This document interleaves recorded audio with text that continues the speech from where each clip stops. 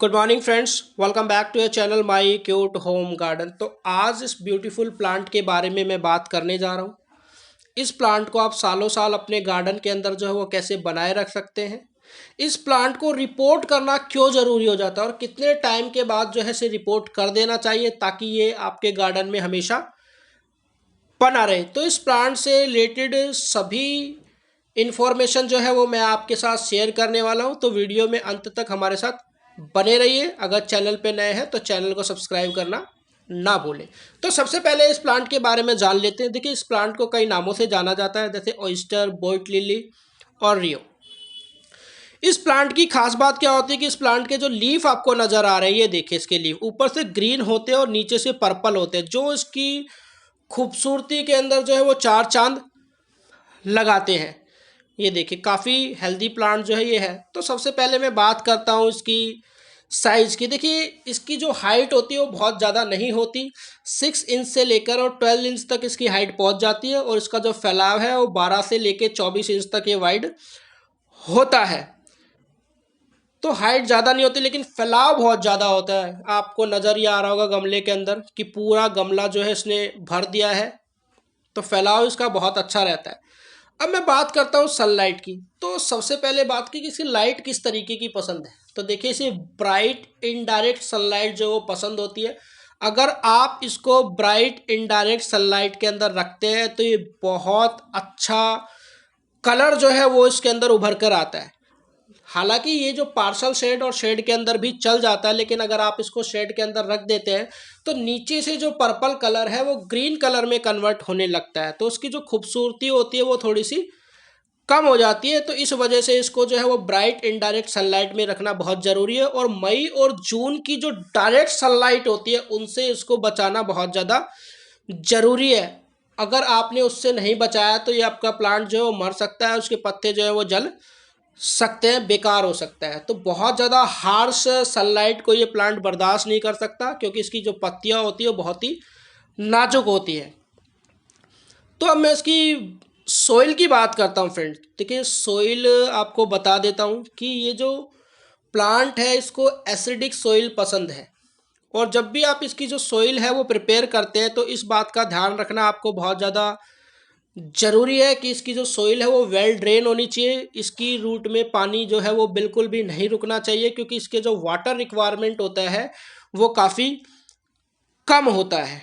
तो इस बात का ध्यान रखना बहुत ज़्यादा ज़रूरी है। और एक बार बात आपको मैं बता देता हूँ कि इसको जो है वो रॉकी सॉइल के अंदर भी बहुत ही आसानी से जो है वो ग्रो किया जा सकता है। तो मैं आपको इसकी सॉइल दिखाता हूँ। देखिए, मैंने इसकी जो सॉइल तैयार की हुई है वो वेल ड्रेन सॉइल मैंने तैयार की है इसकी। ये देखिए, आपको नज़र भी आ रहा होगा।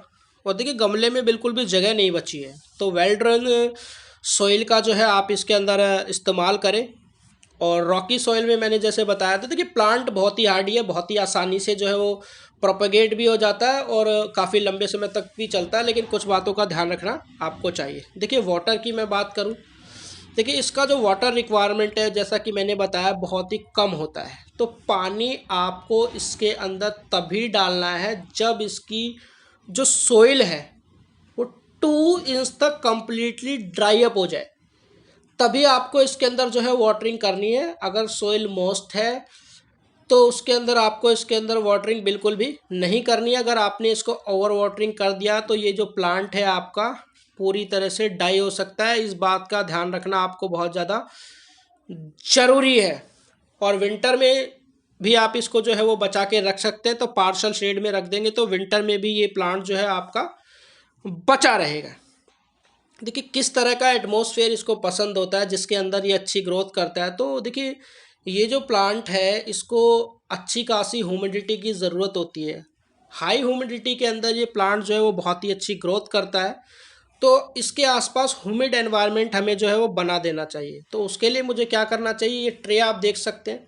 इस ट्रे के अंदर आपको छोटे छोटे कुछ पत्थर रख देने, इसके अंदर पानी रख देना है और जो गमला है वो इसके ऊपर आप रख दीजिए। तो उससे क्या होगा कि इसका जो ह्यूमिडिटी है वो मेंटेन रहेगी, और जितनी अच्छी ह्यूमिडिटी होगी इसके सराउंडिंग के अंदर उतना अच्छा ये जो है वो ग्रोथ करेगा। लेकिन अभी आपको पता है विंटर का सीज़न है, तो इस तरह का कुछ करने की आपको ज़रूरत नहीं है। लेकिन जब गर्मियों का सीज़न आता है तो उसके आसपास आपको ह्यूमिडिटी जो है वो बना के रखनी चाहिए। तो यह आप देख सकते हैं कि मैंने गमले को जो है इस पत्थर पे रख दिया। देखिए गमले को पत्थर पे रखने से क्या होता है कि ओवर वाटरिंग नहीं होती और आसपास ह्यूमिडिटी बनी रहती है। अगर आपने ट्रे में रख दिया तो जो पानी है डायरेक्ट इसकी रूटों में जाएगा और रूट को जो है वो ख़राब कर सकता है। तो पेबल्स के ऊपर ही रखना जो है वो बहुत अच्छा रहता है। फर्टिलाइज़र की अगर मैं बात करूँ दोस्तों, तो फर्टिलाइज़र का जो रिक्वायरमेंट है इस प्लांट का वो बहुत ही कम है। मैं कहूँ कि ना के बराबर है। मैंने भी इसके अंदर अभी तक किसी भी फर्टिलाइज़र का इस्तेमाल नहीं किया है, ये बात आपको बता देता हूँ। अगर ज़्यादा फर्टिलाइज़र आप इसके अंदर डाल देंगे तो जैसी टिप नज़र आ रही है आपको, ये ब्राउन कलर की होने लग जाएंगी, सूखने लग जाएगा। तो फर्टिलाइज़र का रिक्वायरमेंट इसका बहुत ही कम है, ना के बराबर है।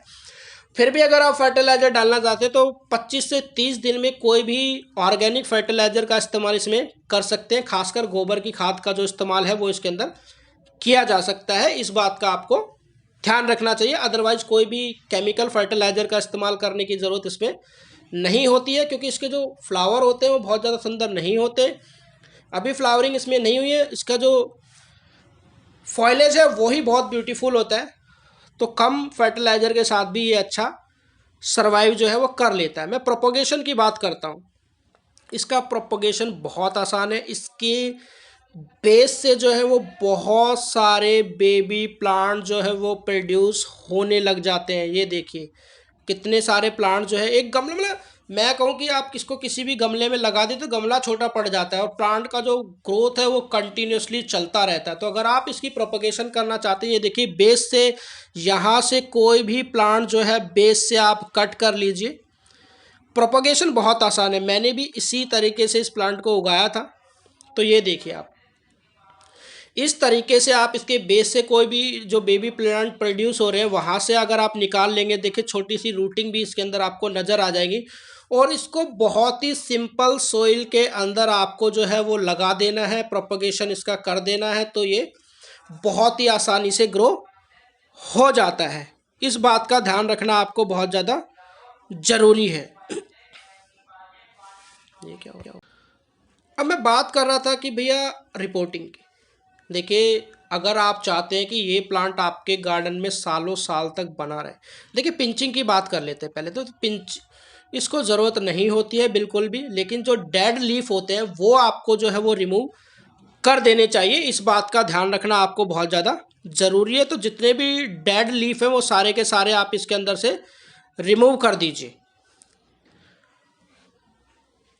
अब मैं बात कर रहा था रिपोर्टिंग की। देखिए रिपोर्टिंग करना क्यों ज़रूरी है, क्योंकि इसका जो ग्रोथ है वो बहुत ज़्यादा होता है।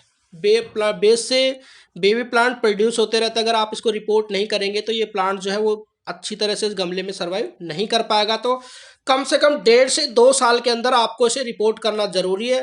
रिपोर्ट कर दीजिए या न्यू बेबी प्लांट जो है इसके अंदर से जो है वो प्रोड्यूस कर लीजिए। अलग अलग गमले में इसको शिफ्ट करते रहिए, तो ये प्लांट जो है आपके गार्डन में सालों साल तक जो है वो बना रहेगा।